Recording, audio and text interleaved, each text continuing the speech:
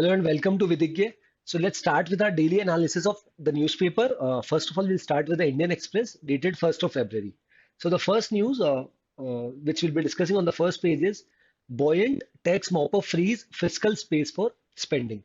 So recently, what has happened as a budget will be unveiled on 1st of February. So one day before that, that is on Monday, that is on yesterday, our Honorable Finance Minister, Srimati Nirmala Sitharaman, had tabled this economic survey on in Lok Sabha and Rajya Sabha, and wherein she has talked about the growth trajectory or the growth rate which we are going to follow in the upcoming year, that is 22-23, and she has cited that the growth rate which will be continuing will be at nearly 8 to 8.5%. So if we compare this particular growth rate with the current situation, wherein the recently we have seen the report which has been revealed by NSO, that is National Statistical Office, which has revealed that our annual growth with in this year, that is 21-22, will be at 9.2%. So that is projected 9 to 9.2%, which was earlier being cited as 9.5%, but citing this Omicron variant, the percentage has been changed by 30 basis points. So now for the upcoming year, as vaccination has been going on and GST collections is being going on at a great pace, wherein more than 1 lakh GST collection the government is earning from July last year. So all these are paying way for ultimately following the development path in the country and in order to work towards the economic revival of the country.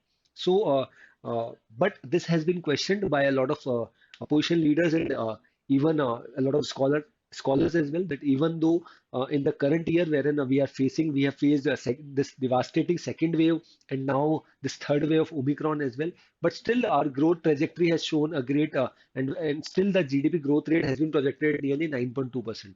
But why does the government in the upcoming year is of the opinion that the growth rate they will be following will be from 8% to 8.5%. So there is a reason behind it. Why this is so? This is because the Federal Reserve or a lot of countries, the big economies, huge economies, I should say developed economies, are already following a accommodative stance. Means the repo rate, reverse repo rate have been same in those countries for a lot of years, and now there has been a rapid rise in terms of inflation in those countries, and not only in those countries, but even in our country, India as well. We are facing inflation situation in our country.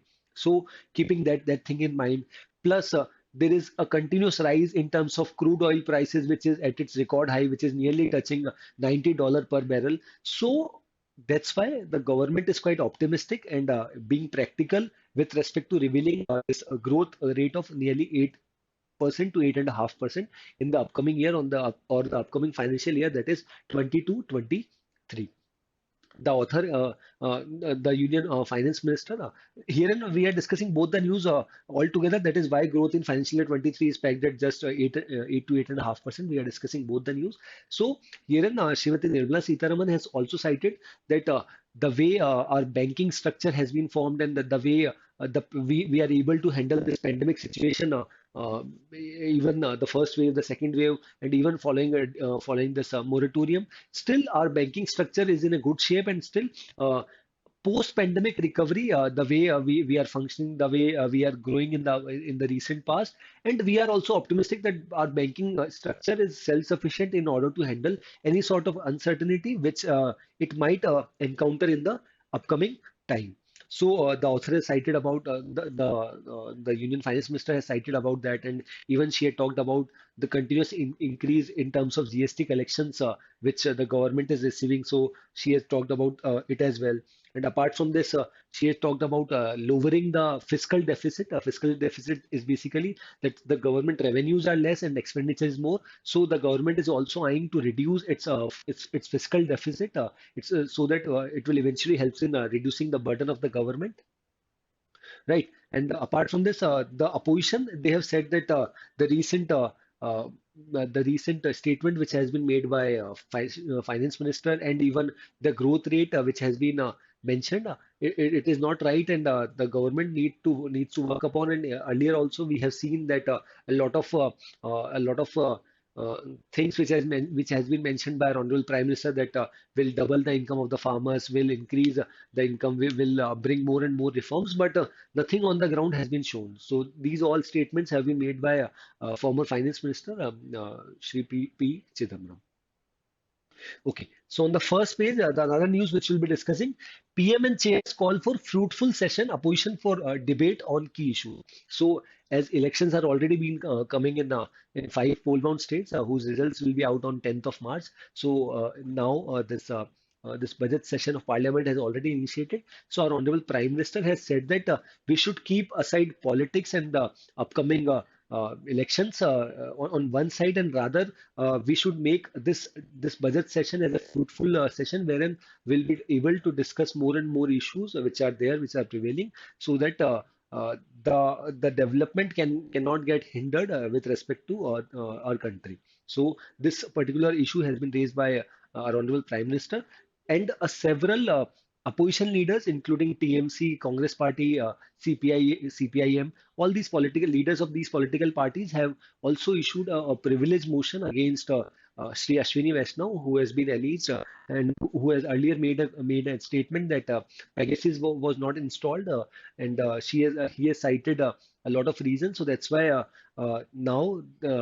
Initially, we had seen that a Congress leader has gone for this privilege motion, but now there are more leaders which has supported this particular privilege motion of the against the minister, union minister, Shri Ashwini Vaishnaw, and the same thing has been tabled on in Rajya Sabha as well, wherein another Congress opposition leader has also talked about sending a privilege motion against the minister itself. Okay, so now we'll move forward.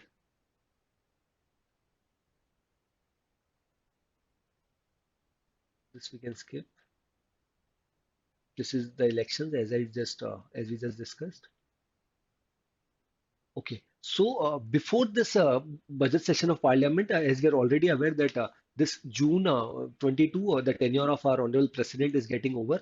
So this is the last time that we have seen the before budget the greetings and the President's address to the both the Lok Sabha and the Rajya Sabha, wherein Mr. President has talked about in his nearly 53-minute speech, he has talked about the recent developments, the recent reforms which has been initiated by the Modi government, and all those reforms which the government has initiated in order to make the life of a common man better in terms of living in the country. And apart from this, he has also applauded the government's efforts towards vaccination drive, wherein the vaccination drive has already been going on at a great pace, and we had already started vaccinating or inoculating precautionary dose as well as the vaccination of adolescents and children had already been started from 15 to 18 age group. So in his 53 minute speech of Honorable President, he had talked about the various developments and various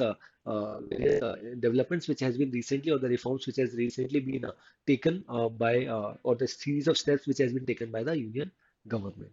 But this the opposition leaders, they have opposed this speech, and they have said that there is nothing new which the Honorable Prime Minister, Honorable President has said. Earlier also we have seen that the Prime Minister, Mr. Modi, has made such a kind of statements, and this particular speech was basically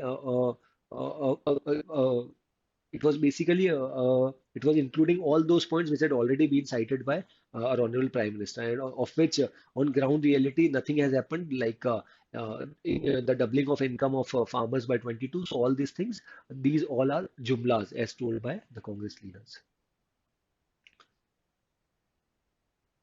Okay, this we can skip. So this is an update. We need not to make notes on the same, that China facing northern eastern commands to get new chiefs today. Some of the chief who are handling the line of actual control and line of control. So there will be because of their invasion and their retirement, then there will be change, and Lieutenant General Manoj Pandey, Lieutenant General Y.K. Joshi, they will be retiring, and new army chiefs who will be handling this line of actual control at the Eastern Command will be handling and will be on duty.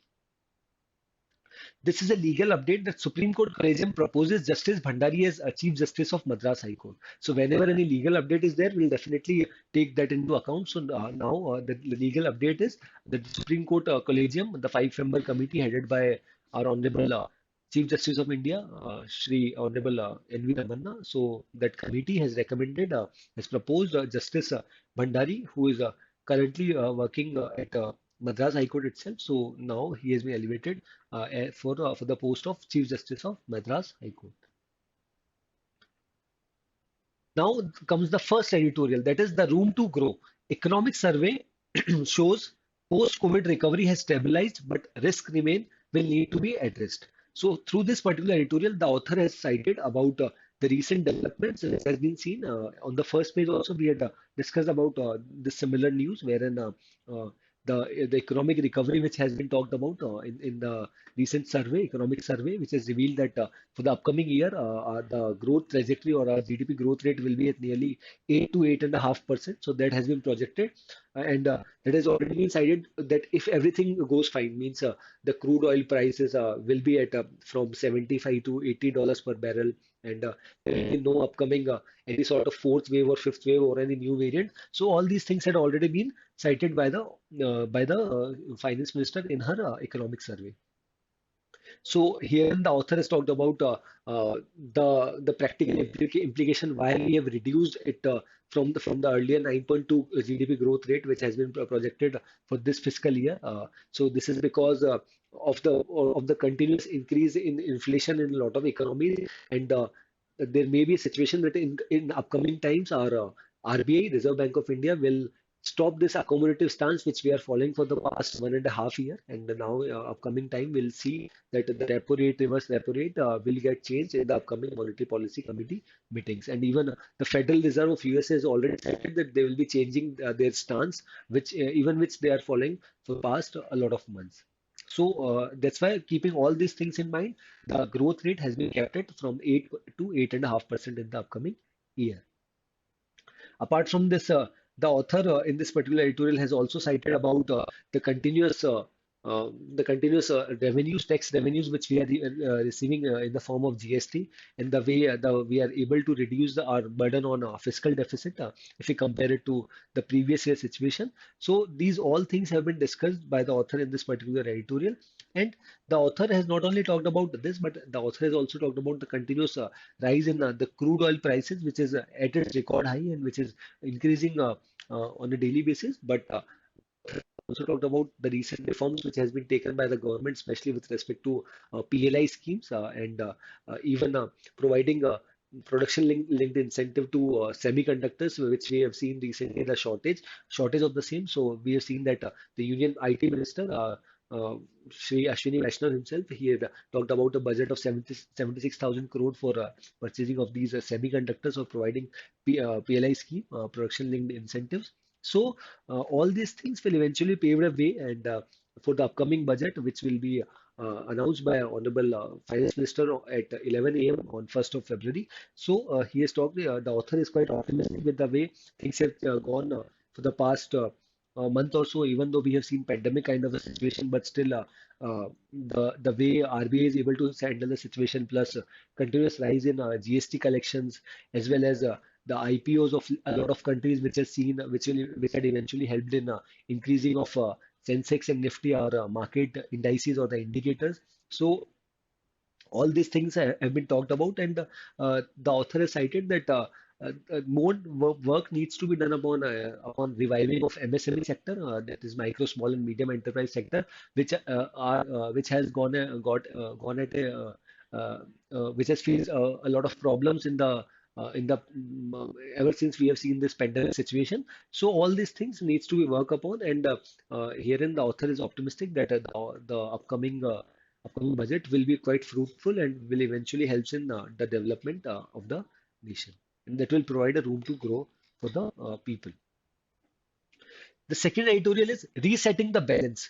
Why UP polls could show a new path for a minority representation in a diverse polity. So as I told you that elections are down the line in the five states, poll bound states. So most of the people are eyeing on the elections of Uttar Pradesh, right? Wherein Uttar Pradesh, which comprise of maximum number of legislative assembly seats, and it also contributes to the maximum number of Lok Sabha seats as well, 80 seats out of 543. So herein the author has talked about the importance of minority community or Muslim community, how the votes are getting diverged, and now things are getting changed with respect to Muslim community. Now they are not voting on the basis of caste; they are voting on the basis of development. The sentiment is getting changed, but still, it has been seen that a lot of political parties are still trying to polarize the particular elections on the basis of caste.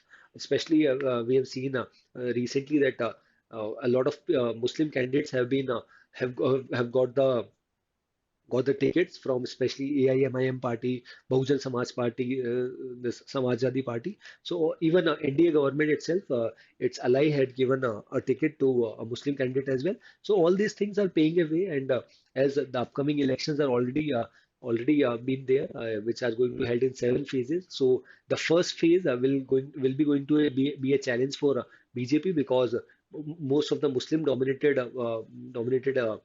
constituencies are getting voted in the first half, because elections are getting started from Western UP, right?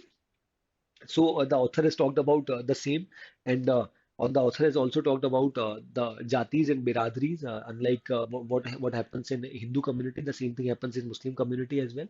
And now the recent steps wherein the author is talking about the secular democracy, wherein now Muslim people have stopped or are not voting on the basis of only religion, but now they are voting on the basis of the development which has taken place in the past 5 years, 10 years down the line, right?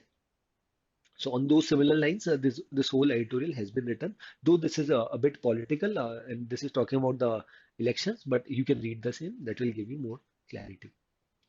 Then first opinion, that is ramp up support. Economic survey points to scope for greater government aid to economy. Credible path for fiscal consolidation is also needed.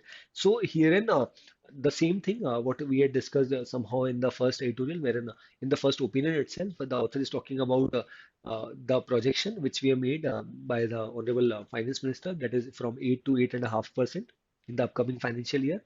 And with keeping in mind the 9.2% rate which has been cited. So the reasons have already been cited because of the inflation, and because of the Federal Reserve and big economy has already given a signal that they will be increasing and they will be stopping their accommodative stance, and even a revival of the economy through supporting more and more MSMEs. So all these things will eventually help them, and even they have already said that this growth trajectory will be followed only when uh, the rates, the crude oil prices, and the vaccination, and even the further subsequent waves will not be there, right? So all these things will eventually help them, and they will support them in order to grow in the coming sphere, wherein we have done tremendously good if we compare our situation with developed nations, and even with some developing nations as well. Then second opinion is about court and Pegasus. Supreme Court panel must factor in questions raised by latest revelations. The people have a right and need to know. So recently we have seen a New York report which has revealed that in the year 2017, when our Honorable Prime Minister had made a visit to Israel, then this whole deal has got finalized between India and Israel. That has been reported by a New York Times. So we can't rely upon that particular third party information, but because of the fact that Pegasus is continuously being on the notice, and recently the privilege motion what we have seen against the union minister itself. So now it and already committee has already been formed under former Supreme Court Judge Justice R.V. Ravindran. So all these are paying a way that the nation, the people of the country now wants to know that whether the government had actually purchased this particular Pegasus spyware, Israeli-based spyware or not, because it has been alleged, and even some people who are technicals, who have the requisite knowledge to know about the same, they have also said that it has been seen that in few of the devices, this installation has been done, and they are of the opinion that yes, the Indian government has alleged and has purchased this particular Pegasus spyware from Israeli based company. So Now, but already the union ministers they have always cited that we can't rely upon this third-party information, which we have seen from this New York Times report. But still, the people in the country they should know this thing whether because this particular Pegasus, if purchased, should be purchased for national security. But if this the case, this has been installed to some politicians or bureaucrats or journalists, then this is not right on the part of the government that they have taken this particular step. Okay. Then at UNSC meet on Ukraine, India walks the tightrope. So as a UNSC meet has already been started, 76 UNG General Assembly, and in February month, Russia will be the one who will be the president of the same. So as the conflict is already been going on between both the nations, Russia and Ukraine. So for that matter, India has already India's official spokesperson, Shri Arindam Bagchi, has already cited that. India is optimistic that this particular issue, which has been going on for more than a month or so, will get resolved at the earliest. So now, as a leader, a representative of Russia had also met our external affairs minister, Sri S. Jaishankar. So now we are in a position that we are a bit tilted towards Russia, but that should not be the case. What our stance was at UNSC this UNG assembly, wherein we had followed a similar stance, wherein we had said that we are still hopeful that and with, our permanent representative at the United Nations, Shri T.S. Tirumurti has already cited that we are hopeful that this particular issue will get stabilized soon and uh, will get legitimate security interest will be followed of both the nations. Okay, this we can skip. Okay, on the world section, UN report Taliban have killed scores of former Afghan officials, others. So, ever since Taliban have captured Afghanistan in the month of August, we were of the opinion, and even a lot of countries were of the opinion. A lot of news reports, a lot of intellectuals were of the opinion that the people, the minorities, those who were pro-Afghan government before Taliban take over, so the minorities, the women, the children, they will be hard hit. So recently, a UN report has revealed that Talibanis have killed hundreds of former Afghan officials, which were supporting the Afghan government or which were pro-democracy government. So, but when asked to Talibani regime or their spokesperson, they have cited that nothing in this regard has been happened in the previous 5 to 6 months from when the Talibani government is in power in Afghanistan. Then Russian US diplomats spar at UNSC amid standoff over Ukraine. So there's a continuous tussle which has been seen even at the UNSC summit, wherein US has already shown its interest clear and they have cited that there may be a situation that Russia will invade Ukraine as what they had earlier done in the year 2014 against Crimea. So, but Russia also they were also in an attacking mode, wherein they have cited a lot of reasons that the US is not doing right on the part of that they are involving and they are involving this Ukraine under NATO. So this is not going to be to be right on the part of USA because Ukraine is earlier a part of this pro-Soviet or earlier was a Soviet nation, but now it is one of the biggest economy. It is one of the second populous economy of Soviet Union. So that's why there is a continuous tussle been going on even at the UNSC meet. US allies prepare to sanction Russian elites in event of Ukraine invasion. So now a lot of US allies have already started imposing a lot of restrictions on Russia, and even US have prepared a list of Russian elites in the upcoming time as well. That if there may be a situation that Russia will invade Ukraine, then will put more and more restrictions against the Russian government. Then the first explained what the survey says. Economic Survey 2021-22 focuses on the post-pandemic recovery, noting the availability of fiscal space for the government and analyzes a range of aspects including inflation, energy prices, and global uncertainties. So this news we had already discussed. This is talking about the recent development with respect to GDP growth rate, which has been cited, and even for the past year earlier, we have seen the growth projections and how we have come up with this particular 8 to 8.5% amount, and how the vaccination has helped us in helping the way and how the inflationary pressures are there, especially with respect to U.S. Federal Reserve, which has already been cited. So all these things are going to be a challenge, and in order to seeing the continuous global uncertainty with respect to a rise in crude oil prices, so all these things will eventually help, or all these factors have eventually paved the way for the whole committee to take this step that we'll be going for a growth projection of nearly 8 to 8.5% for the upcoming financial year, that is 22-23. Okay. So here we ends the discussion of Indian Express. So now we'll move forward to the Hindu.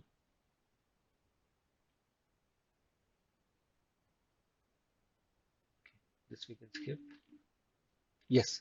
So the same news, that is 1st of February of the Hindu, that is survey packs growth at 8 to 8.5% in 22-23. This statement has been given in the report, which has been resumed by our Honorable Finance Minister Srimati Nirmala Sitharaman in the economic survey, and she has cited that we are quite optimistic that if everything goes fine, that there will be no increase in the oil prices and there will be no disruption in the global supply chain, and uh, the monsoons will be normal. So all these things, if everything goes fine, then we'll be able to achieve the target of 8 to 8.5% what we have projected for the upcoming fiscal year.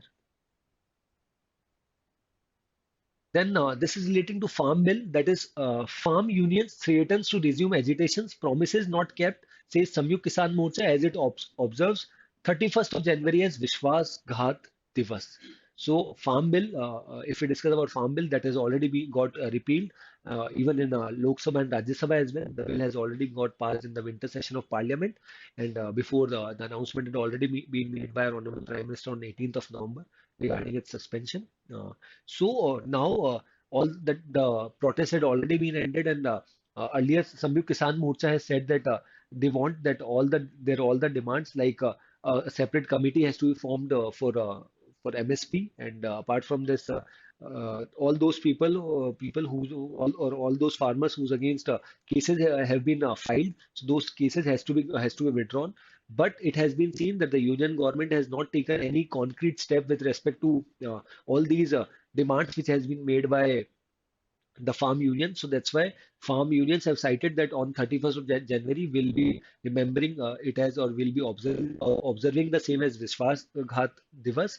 And in the upcoming time, if this issue is not able to get resolved, then we'll again start with the protest, the year-long protest, what we had already been started, and which we had ended as well. Okay, this we can skip. My son was tied blindfolded by Chinese army. So recently in Arunachal Pradesh, this incident we have seen that a child by the name Opang Taran, who went with his friends to a nearby village wherein he was abducted by the Chinese army, and then for a week or so we have seen that now he's again came back to India. So now his father has revealed that what Chinese persons has done with him, they had kicked his back, and even given him a mild electric shock as well to that child. But at the time of providing food, food was provided to him. But this statement was made by his father, that is, my son was tied blindfolded by Chinese army. Then the first editorial, that is the mind and the state of Russia's president. In a sense, Putin is seeking to rewrite history with an attempt to push NATO back and restore Russian stature. So, Russia, the whole editorial is about Russian-Ukraine conflict which has been going on, wherein on one side Russia is there, wherein uh, it is pro-Soviet, wherein it has been seen that under NATO, a lot of countries are now part of NATO, which were earlier part of pro-Soviet Union, especially with respect to Eastern Europe. So Russia, or under the leadership of Putin, they don't want this. But ever since NATO is getting expanded in the year 2008, NATO has already cited that they'll be including Georgia and Ukraine under NATO nations. But at the time, the pro-Russian leader, he was quite pro against Russia, and he was working towards maintaining peace, and coming to the same foray of coming to the pro-Soviet Union regime. So that's why we have seen this invasion in the year 2014. against Crimea. So herein the author has talked about both the sides, the problems, the attacking mode in which Russia is there, and even the problems which has been faced by the USA as well. Even Russia has recently sent its troops to Kazakhstan as well, as there was a huge oil protest, increase in prices protest which has been seen in the country. So Russia had sent its troops to normalize the situation. And even at the time when we had seen this Armenia-Azerbaijan conflict because of this Nagorno-Karabakh region. So even at that time, Armenia, as Armenia and Russia both are part of CSTO, that is Collective Security Treaty Organization. Even at that time, Russia has supported Armenia, and Russia has sent its troops in order to normalize the situation and against the conflict between Armenia and Azerbaijan, wherein Armenia was being supported by Russia and Azerbaijan was being supported by Turkey. So even in the Central Asian region, in this particular editorial, the Kazakhstan conflict, what we have seen that has already also been discussed, and even that the way Mr. Putin is working ever since he has become president, or even the way he is functioning, he's quite pro Russia, and it's not going to be easy that this conflict is going to be handled. And if I talk about the other side of the coin, that is about USA, the USA had even don't want to step down in this particular situation, because a lot of time we have seen, even at the time of Vietnam war, or even at the time of leaving of Afghanistan and keeping the Afghanistani civilians stranded with their lives. So, as we have seen in the month of August, so all these things are eventually demeaning the functioning of USA. So that's why now USA is quite aggressive with respect to this solving this ongoing dispute, right? And even the rising influence of China is also posing a great challenge on USA. Then the second editorial is the case for vaccinating children against COVID-19. Protecting all children, especially those who have risk factors, should be a humanitarian priority for the government. So herein both the authors have talked about and are talking about that vaccination, though, has already been started among children, but it has to be ramped up. And now vaccination has already been there for 15 to 18 age group, but more concrete steps and more faster steps should be taken, so that for the age group of 12 to 14, then 8 to 12, then even from 2 to 6, all these age groups can get or can get vaccinated at the earliest, because it has been seen that diseases like MIS and all these things not only happen in India, there are cases has been found even in USA as well. So that's why this is posing a challenge, because all those children who are already facing issues with respect to obesity and other high BP and diabetes kind of problem. So steps needs to be taken by the government, so that inoculation process can get started for these children at the earliest. So that's why uh, uh, it has been cited by the authors that uh, vaccine should not get administered only when the disease is deadly. This should not be the case. Rather, vaccine should be administered in order to protect the person from the particular disease which is prevailing in the market. Then first opinion, turbulence ahead. Air India will need all the managerial expertise it can get to turn it into a successful buy. So in this particular opinion, as we have seen, the deal signing has got completed on 27th of January between Tata and Air India, and now Tata is the whole and sole owner of Air India. And as I told you, Tata is not a new player in this aviation industry. They are already owning shares in Vistara and AirAsia, and now they are owning Air India as well. So now, in the current situation, as per the author, it's not going to be an easy task for Tata to run in this particular scenario, wherein people are hesitant enough to travel, and a lot of countries had already imposed restrictions on travel. Within domestic travel and international travel as well, and even the problems, the issues which are already being faced by Air India, especially with respect to this Antrix deal. So Antrix Devas deal, wherein they've cited that they will seize the assets of Air India. So it's going to be a big challenge that how Tatas will take this particular step, and will eventually turn this thing into an opportunity that will eventually help in increasing or expanding their business. Then survey packs growth at 8 to 8.5% in 22-23. This we had already discussed. Then survey ignores poverty, joblessness set by opposition. So the economic survey which has got revealed. So former finance minister Shri P. Chidambaram has cited that it has ignored about all the points about poverty, joblessness, and even the increase in income of farmers. All the issues are neglected in this particular economic survey. Then Pegasus is subjudiced, no need for parliamentary debate set by government. So as we've seen, more and more opposition leaders are putting in on a privilege motion against the minister for demeaning the against the Pegasus issue. So that's why the Parliamentary Affairs Minister in the Lok Sabha, Sri Prahlad Joshi, has already cited this thing that this particular matter regarding Pegasus is already prejudiced. So this is not going to be wise on the part of the government or even in the parliament that a debate should be held because this particular issue is already under uh, court. Then this legal update we had already discussed that Supreme Court Collegium recommends Bhandari for Chief Justice post. Then India Russia hold discussion on UN Security Council agenda. So as I told you in the upcoming this February 22, Russia will be the chairman of this UNSC particular meeting for the whole month. So already the ambassador Sergei Vasilevich Vershinin had the deputy minister of foreign affairs had met India's external affairs minister and they talked about the updates with respect to this Russian Ukraine dispute which has been going on.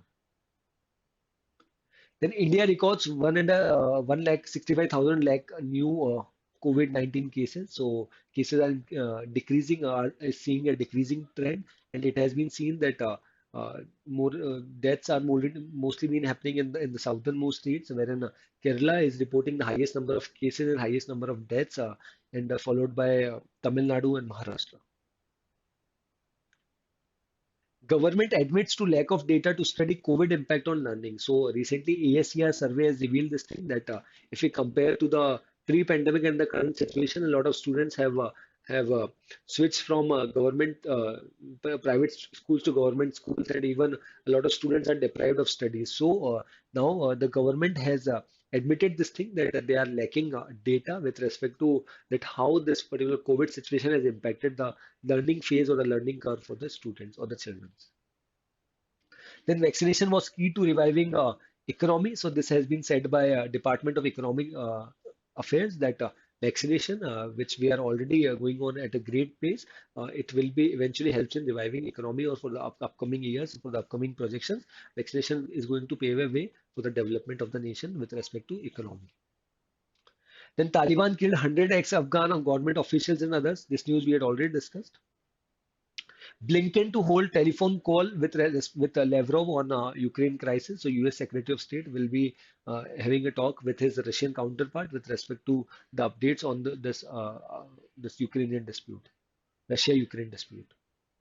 Then India calls for quiet diplomacy on Ukraine. So this news we had also discussed that as India had talked with and our permanent representative at UN, Sri T.S. Tirumurti, has cited this thing that we have followed a neutral stance because we can't get against even US and Europe or against Russia in the current dispute situation.